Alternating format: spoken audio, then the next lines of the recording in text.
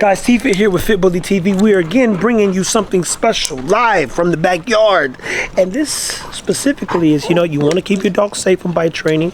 We've already walked you through a little bit of making sure the dog's not aggressive. And even more importantly, you want to make sure you're giving a good target. It is not uncommon for dogs to get hurt. And it'd be a shame for your dog to do some bite work and just be looking left the rest of his life. He'd be like, hey, John boy, come here. He'd be like this, huh? And that joke had to learn that about face. Whatever they do in there, I'm not in the military, so no disrespect. TV here, Fit Bully TV. Like, subscribe, share, people. Stay tuned. I'm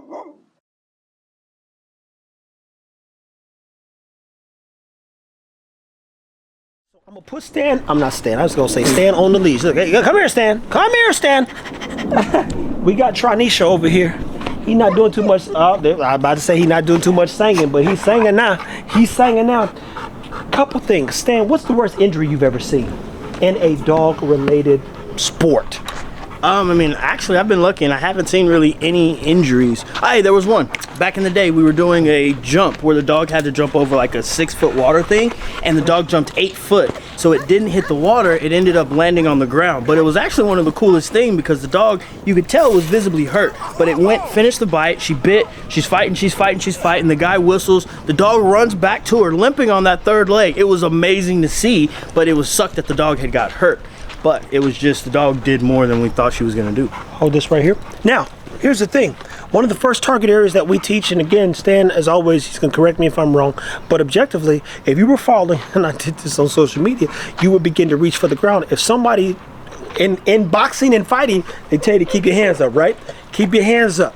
Well, you heard somebody say, get him.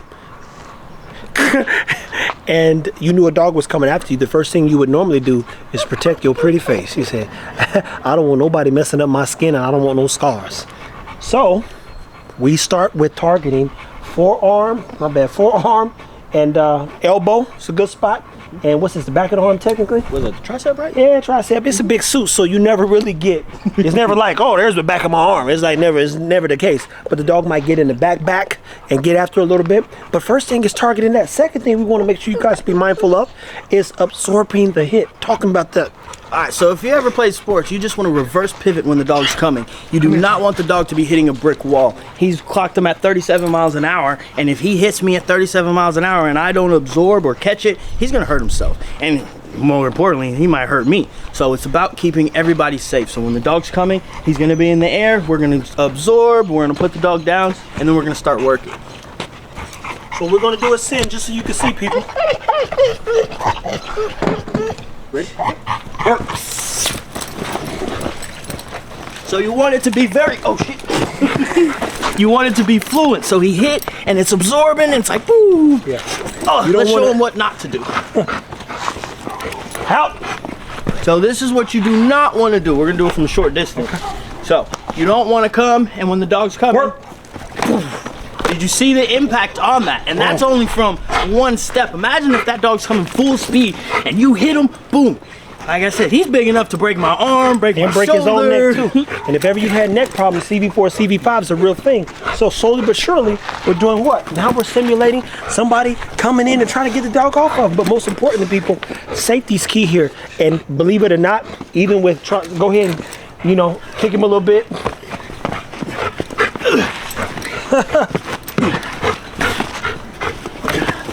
Look at that. He's not coming off the bite. Believe it or not, people, a lot of times in life, when we get hurt trying to be safe. Ain't that crazy?